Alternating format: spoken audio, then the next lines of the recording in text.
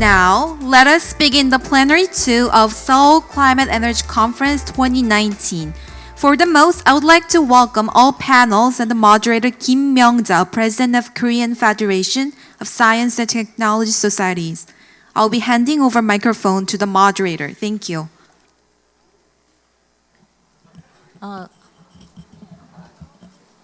Thank you. We are just 45 minutes behind the schedule due to in-depth and comprehensive discussion. So in the interest of time, I will speak here if you don't mind.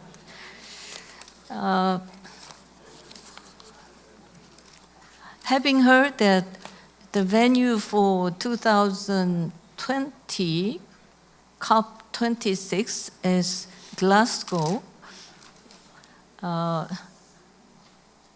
let me remind you that Glasgow is the birthplace of modern capitalism, as Adam Smith, professor of moral philosophy at Glasgow University, published his epoch-making book titled Inquiry into the Nature and Causes of Wealth of Nations in 1776, in the middle of the Fourth Industrial Revolution starting in England.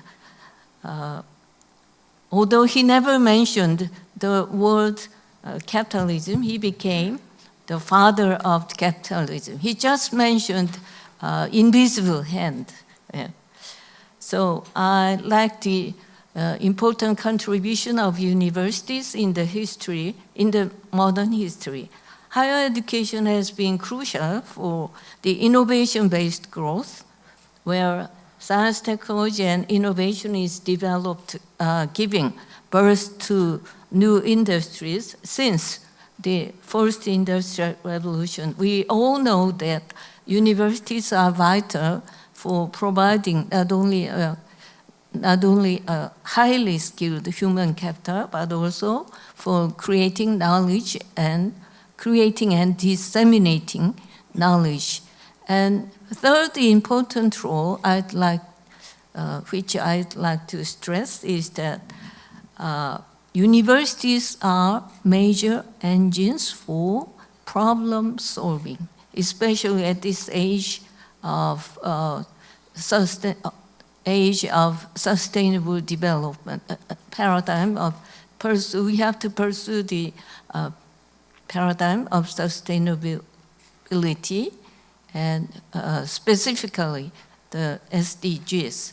So on that note, I'd like to introduce our speaker, Vice Minister Park Chun-gyu from Ministry of Environment. He worked, due to time constraint, I'll just briefly introduce his CV. He received his bachelor's degree in public administration at Yonsei University, and then proceeded to get his master's in public policy and administration at the University of Wisconsin-Madison in the US. So the podium is, one more thing. He has to leave at 11:50 due to previous engagement related to the interministerial consultation with foreign ministry. So the podium is yours, please. Okay.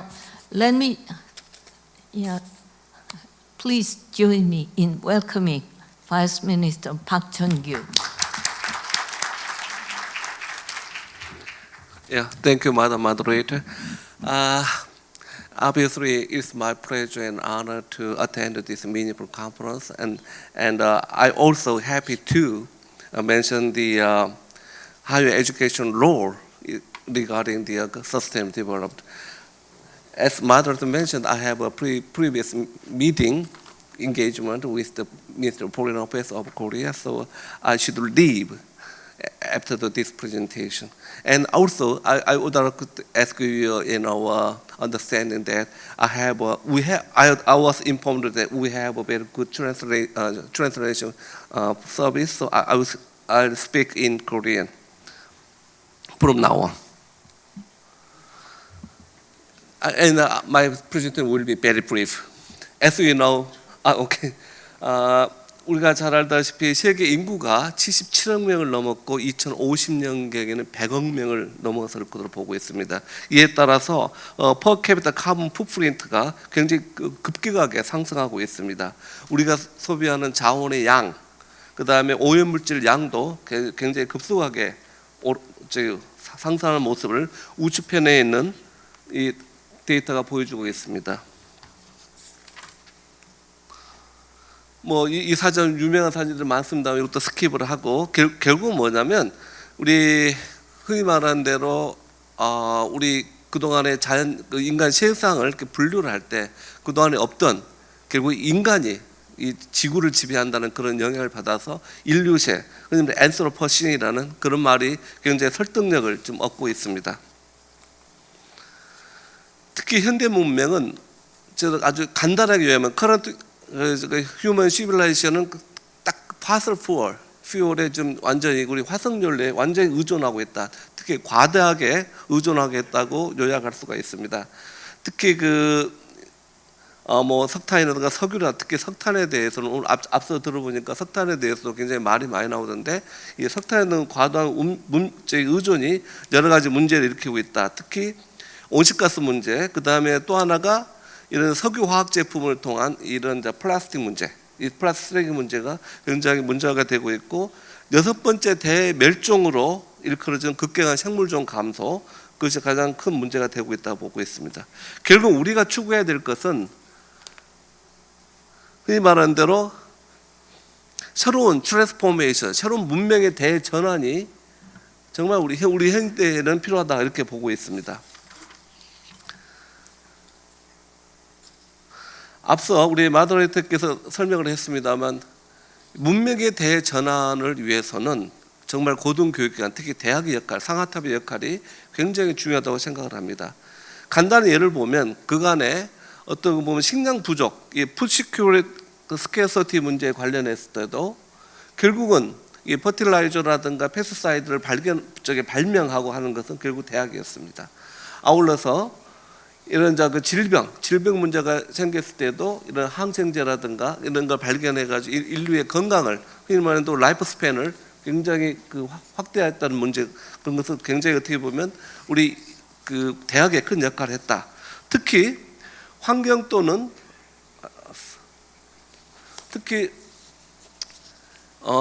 환경 문제의 시발, 어떻게 보면 sanitation, 특히 워터본 디시즈입니다. 이게 수질 수인성 질병을 통해서 이런 환경의 중요성이 부각이 됐고, 이런 수인성 질병을 이겨내는 과정이 어떻게 보면 우리 환경의 어떤 역사, 시발점을 그렇게 보고 있습니다.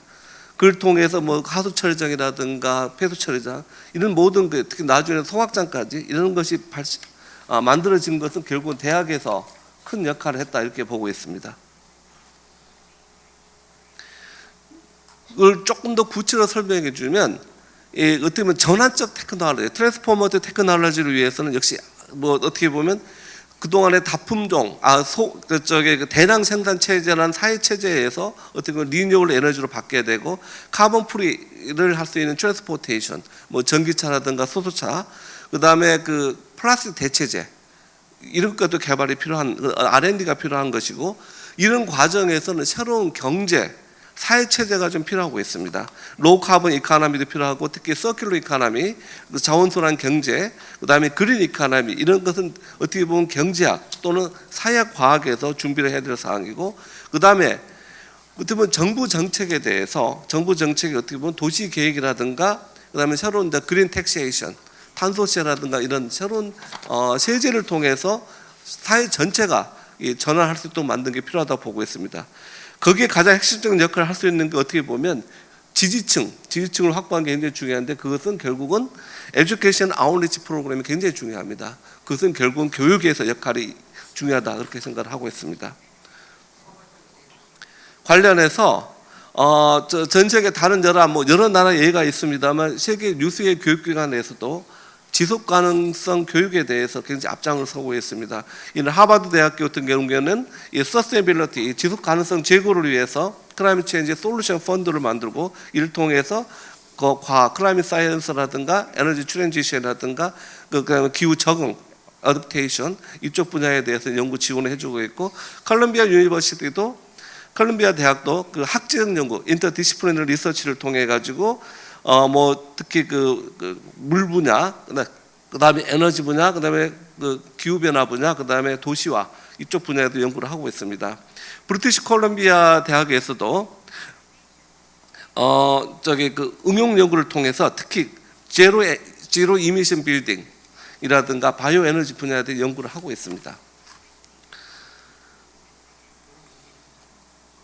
사실 한국 정부도 특히 환경부하고 교육부가 이런 환경 교육에 굉장히 많은 그 노력을 하고 있습니다만 저희들이 굉장히 저희들 좀 죄송하다는 말씀을 드릴 수밖에 없는 게 아직까지 우리나라에서는 환경 교육이 중요성을 인정받지는 못하고 있습니다. 특히 그 과도한 입시 경쟁 과정에서 환경은 어떻게 보면 선택 과목의 하나일 뿐이고 그러다 보니까 중고등학교 학생들이 배우는 과목 중에서 환경은 극히 몇 시간밖에 안 되는 그런 상황이 있습니다. 그래서 사실 지난 11월 달에 저희 환경부가 갖고 있는 법 중에서 환경교육진흥법이라고 있습니다.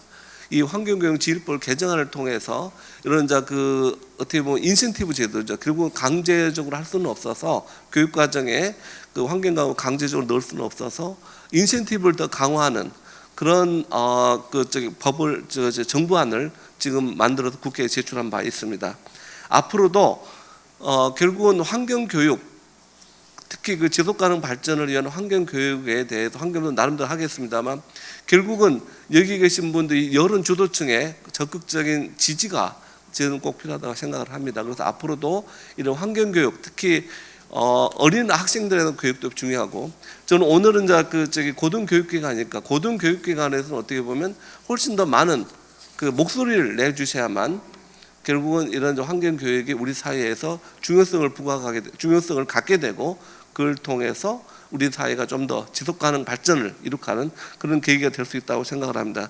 사실 그동안에 보면 그걸 달성할 수가 없었기 때문에 흔히 말해서 선택과 집중을 통해서 특성화 대학원 여러 가지 특성화 대학원을 지금 제가 예시를 해놨습니다만 이 특성화 대학원을 통해서 그 석사과정 학생들에 대한 지원도 해주고 교수님들 지원도 해주고 그걸 통해서 우리 사회 전반에 어떻게 보면 전문성도 제고하고 동시에 여론에서 중요한 역할을 할 수 있도록 그렇게 해왔습니다. 그 예를 말씀드려보자면 지난 2006년도부터 그 기후변화 제일 첫 번째 있는 거죠. 그 기후변화 특성화 대학원을 만들고 현재 19개 대학 그리고 특성화된 크게 두 종류가 나눠져 있습니다. 적응 분야하고 감축 분야에 특성화대를 나누고 감축 분야 같은 경우는 많은 돈이 아닙니다. 연간 한 3억 5천만 원 정도인데 사실 큰 돈은 아닙니다만 학교 입장에서는 3억 5천만 원이라도 참 운영하는 데 도움이 좀 된다 그런 얘기를 듣고 있습니다. 아울러서 2009년도부터는 웨스트에너지 그러니까 폐기물 특성화 대학원을 만들었고 지원해주고 있고 산업부에서는 이런 산업과 학관 산업과 그다음에 대학 간의 어떤 에너지 융복합 대학원도 지원하고 있습니다. 그다음에 지금 사실 내년도에 저희들이 지금 하고자 하는 것이 뭐냐면 내년도에는 이런 지속가능 발전에 대한 학제적 연구 대학원을 내년도부터 새롭게 올해 예산에 반영이 됐습니다. 그래서 내년도부터 계속해서 앞으로는 하겠습니다만 이런 지속가능 발전 융합 인재 대학원을 새롭게 지원하고 이를 통해서 창업이라든가 비즈니스 정책에 대한 학제적 연구를 지원할 예정으로 했습니다.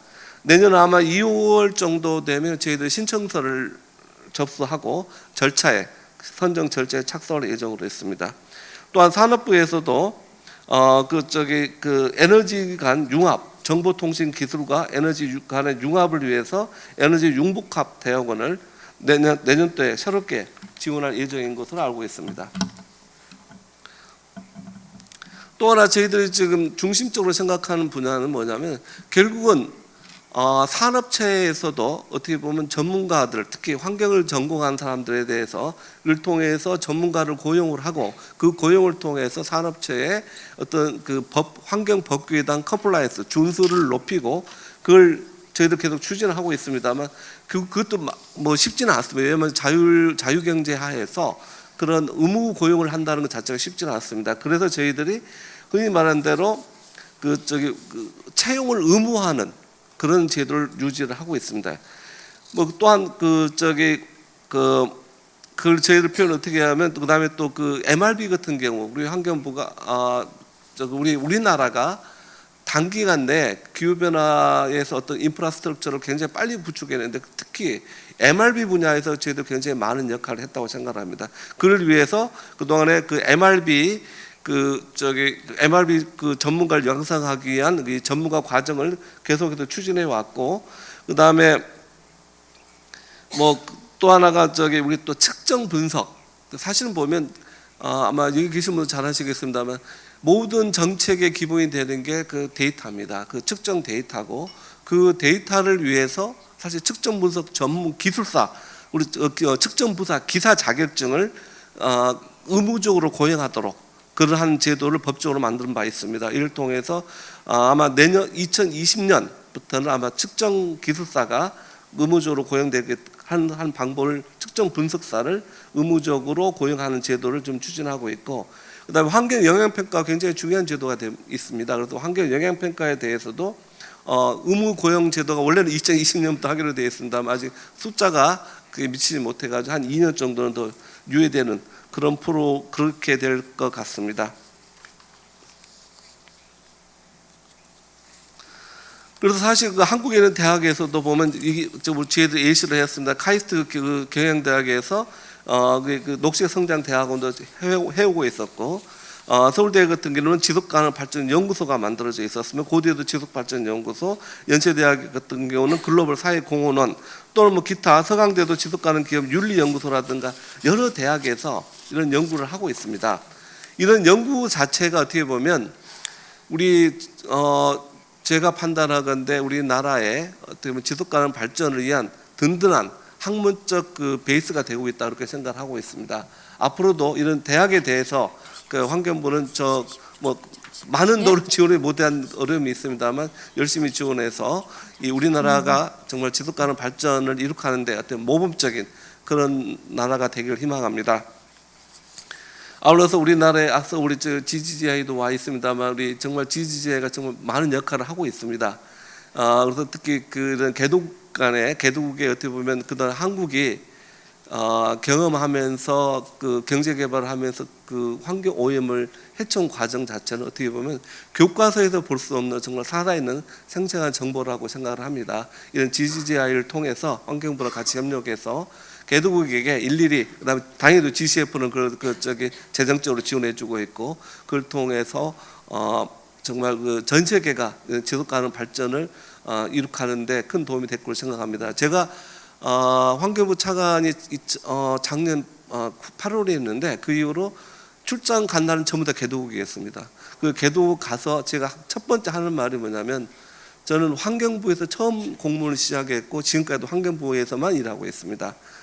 그래서 한국의 환경이 중요한 것만큼 저는 다른 나라의 환경도 똑같은 비중으로 중요하다고 생각합니다라고 항상 제 인사 말을 그렇게 했습니다. 앞으로도 여러분들 우리나라 한국의 환경도 사랑해 주시고 전 세계 환경도 사랑해 주셔가지고 전 세계가 정말 잘 살고 정말 지속 가능한 발전을 이룩할 수 있도록 도와주시기 바랍니다. 네, 감사합니다. Thank you for your attention. Thank you, Vice Minister Park, for your presentation on the issue of higher education in sustainable development, focused on Korea's case. Now, we have three distinguished panelists with us here today. I will briefly introduce three panelists. Dr. Moon Gil-ju on my left, now President of the University of Science and Technology and previous President of the Korean Institute of Science and Technology, which is the symbolic institutions in the modernization of Korea since 1966. KIST was established in 1966. He received his BS in mechanical engineering from University of Ottawa, Canada, and he earned his PhD of mechanical engineering from University of Minnesota, USA. He's now the chairperson of Clean Air Committee and advisor to Presidential Council on Intellectual Property and so forth. But I will stop here in introducing Dr. Moon. And next to him, Dr. Kilaparti Ramakrishna, now head of strategy and planning at the Green Climate Fund. He served as the United Nations Environment Program Principal Policy Advisor and Director and Head East and Northeast Asia Office of the United Nations Economic and Social Commission for Asia and the Pacific and so forth. And I have 4 pages of his CV. And last but not least, Dr. Sarwa Chaudhary, now the policy specialist at the UNEP, Seoul Policy Center. She served for World Bank, UNDP, and Green World Bank. But I will stop introducing our 3 excellent panelists here, and we'll go directly into the question, Q&A, to fully utilize the remaining about 15 minutes. So, 15 minutes. We have to close at 12:15. So, why is university education is so critical at this moment in terms of coping with SDGs, of course, climate change and sustainable development? How do you describe the importance of higher education in this era of sustainable development? You don't have to answer all the questions. Anybody you wish? May I start first? Merry Christmas, by the way, only a few days away. When Christmas is coming, I should say good things, for blessings and thanks for things. For when I talk about climate changes, I really regret myself, I cannot give a good things talk at this moment. That's why I said already Merry Christmas to you. Education is truly innovation. That's true, I believe that. As part of the educators, it's our main responsibility to be better worlds in the futures. But when you talk about environmental education, it's somewhat different. That means there are so many students out here from the KIST, they know quite well about how important that is, environmental is. They may be much more than knowledge-wise me to the importance of that. Then why it's not working well for climate changes? So environmental education is somewhat has to be acts followings. We have to teach them the acts, not just knowledges. In other words, environmental education is spirit teachings. 한국말로 하면 혼을 놓줘야 되는데 혼이 없다는 거죠. I don't know how can I speak in better English for this. So the knowledge and the acts are entirely different things. So the environmental education, I'll make sure. Environmental education is important not in higher educations. It's important, the ambassador from the Italy and ambassador many people educate that. It's very important for elementary things. Because we should make emission matters first. So treatment is not possible 100%, but higher education teaching the treatment. But before the treatment, shouldn't be making any environmental things. I mean, but the pollution matters. That's more important things. I'll stop in here. And when I have time, I'll come back. Yeah, Dr. Ramakrishna. Right, thank you. First of all, Madam Chair, it's a great pleasure to be here. This is the sixth of this particular series, and I'm pleased to tell you that I've attended each and every one of them, and probably this is my last in Korea. So I want to thank you and Professor Kim Sang-yup for the opportunity. Because of the shortage of time, I want to come straight to the point. We are in this environment, all are aware of what is the problem and what we need to do. You know, you in your own capacity and the speakers here, even the ambassadors representing various countries, have all taken on this particular task to heart. There are all kinds of initiatives around the world, and starting from Secretary General Ban Ki-moon to various others have talked about the importance of education in solving the problems of the world. But I think it's time to sort of take a step back and ask the kind of fundamental questions. You know, because of the things that were said in the morning, well, what's the point of studying if there is no future? And I think we need to answer that question squarely. You know, in this milieu, particularly, you know, KAIST, the organizer, and Professor Kim Sang-yup, in introducing the concept of the green growth, which has now become part of the lexicon in the world affairs, and all the various others that are here. You know, we realize the importance of a new way of approaching something that gives the education but also solves the problems. But as I said, you know, if you want to go back to the beginnings and then say, why study at all?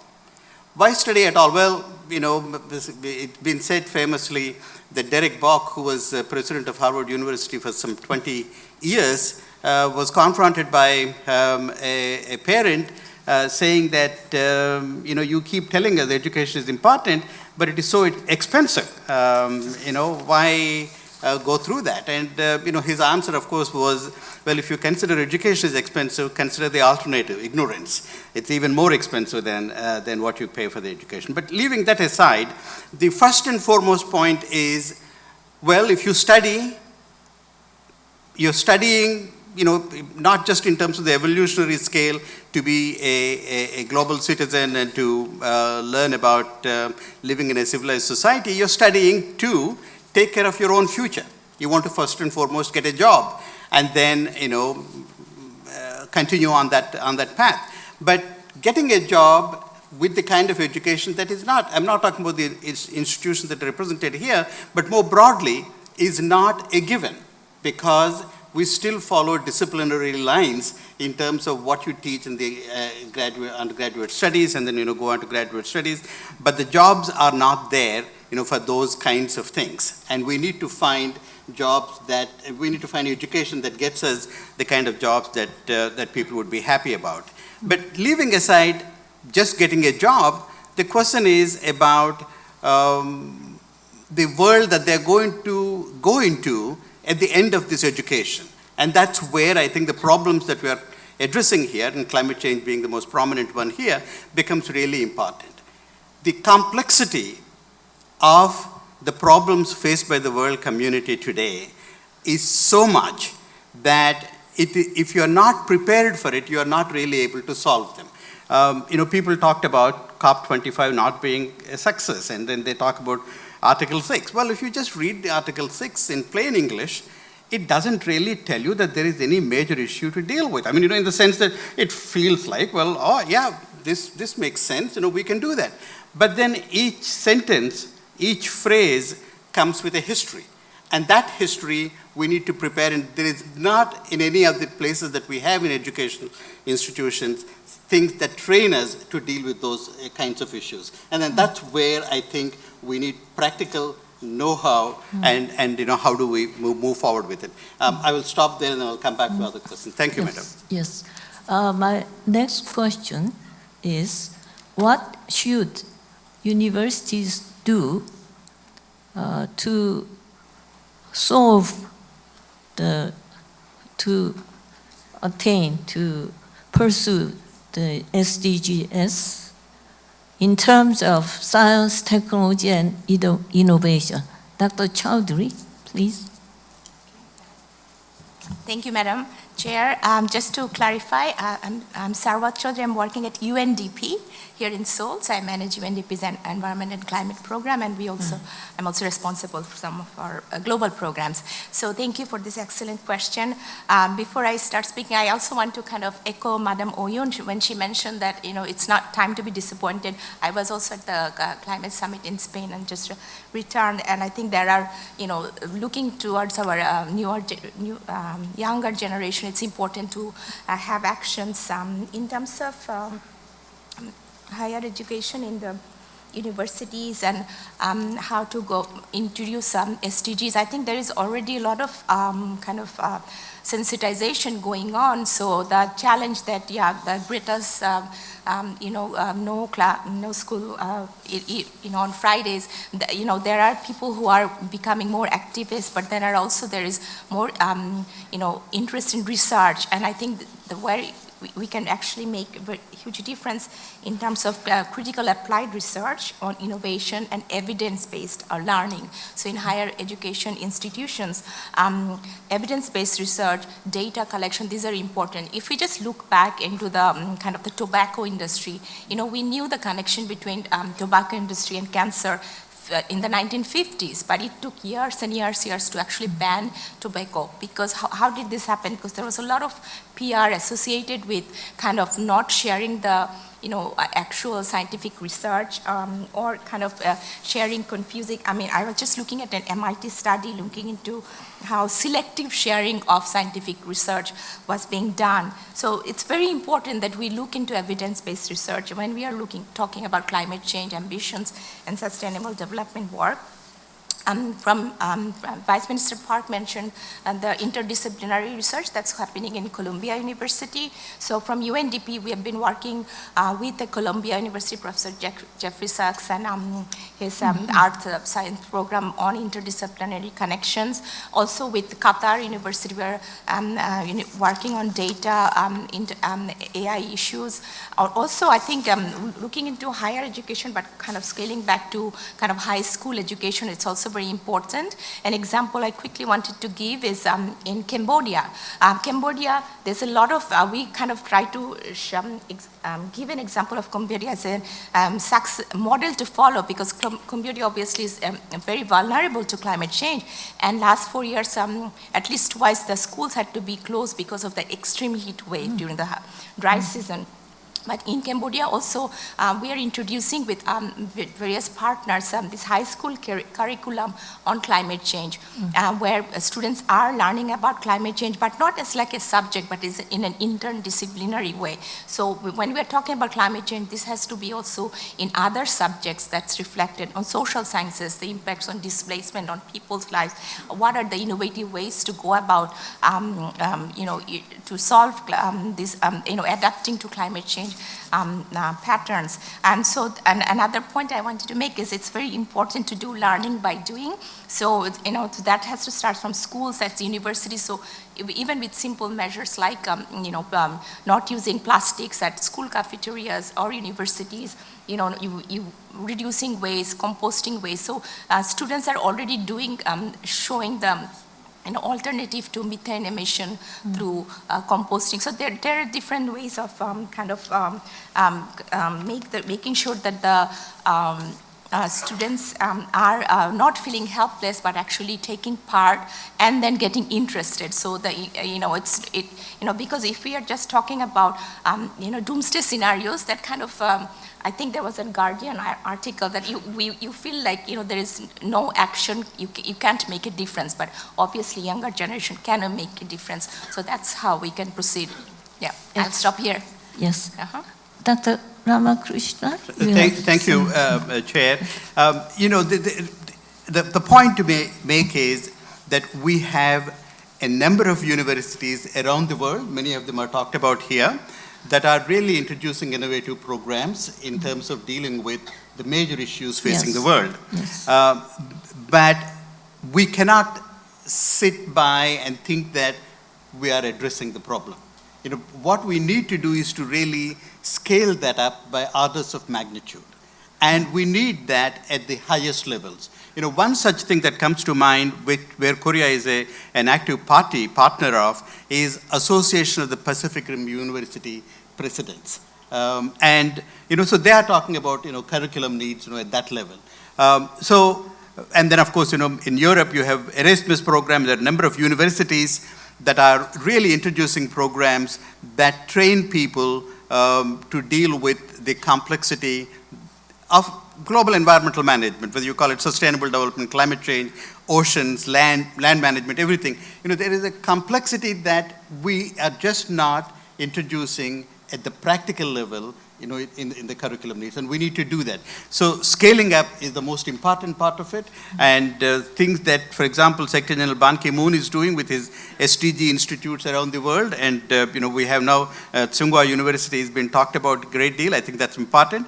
And at the same time, I think this is the part I want to end with, which is the kind of mid-career professional trainings that are really crucial in terms of bringing them up to speed in terms of what needs to be, because these are the people that are representing countries, taking positions in the government, in private sector, and various other places. And again, they are there in various places, and my colleague Ayun Sanjasuren, has a foundation, Zorik Foundation, and I had the opportunity to go and talk to the people there, and these are all mid-career professionals trying to really understand what the issues are. Those we need to really scale up by orders of magnitude. Mm-hmm.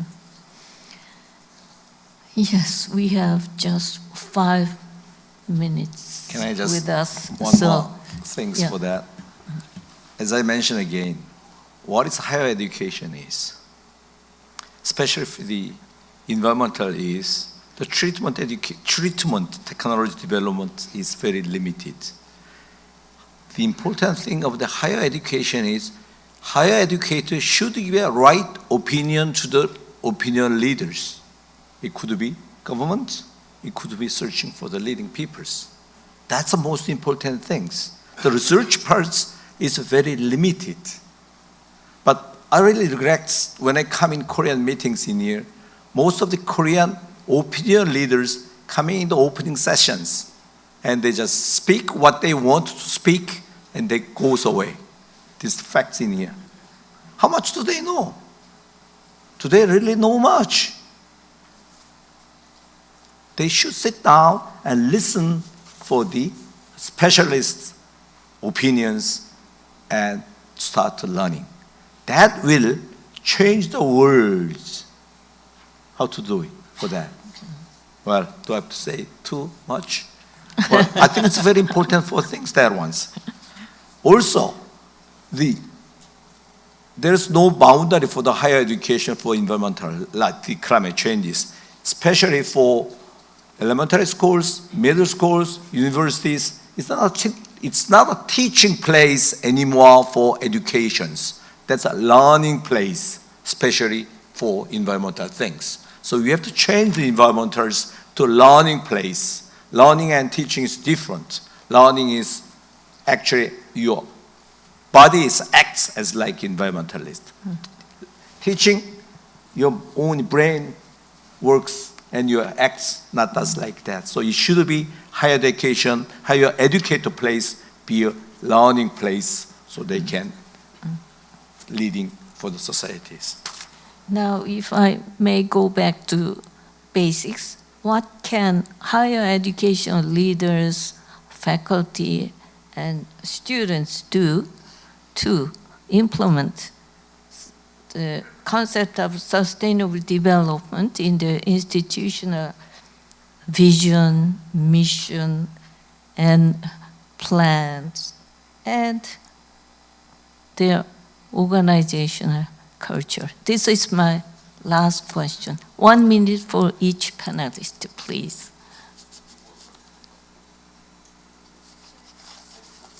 Thank you. Yes, I think I kind of referred to this before in terms of more importance on evidence-based research, and also the importance of moving away from silo. So we, because we tend to study either science or either humanities, but in this era of climate change and looking toward the 2030 agenda and SDGs implementation, it's important to study more interdisciplinary level, look into climate change impacts either in science and social science issues. But since I'm sitting here, I wanted to take this opportunity also to highlight the importance of gender in STEM education.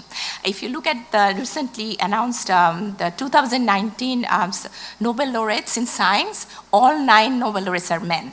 But that doesn't mean that women are not studying science. There are a lot of PhDs out there studying science, but there is a bias in terms of, globally there is a bias. There's only 28% of science researchers, of the global researchers, 28% are women. So this is very important because when women have this equal opportunity to play a role in science and technology, engineering and mathematics, they do make a huge difference. And when we are talking about climate change, we're talking about climate ambitions, resource mobilization. We can look at women leaders around us, but there are very few of around on a global scale. So I think this is something we really should keep in mind going forward. Thank you. Just to follow on what Sarawat has been saying, I think interdisciplinarity is extremely important. That is the only way we can find solutions to the problems that we are facing.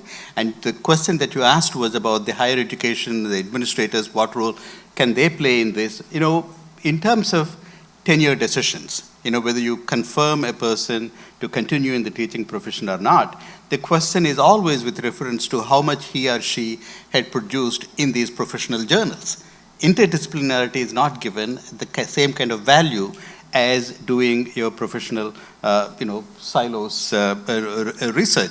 And so we really need to start valuing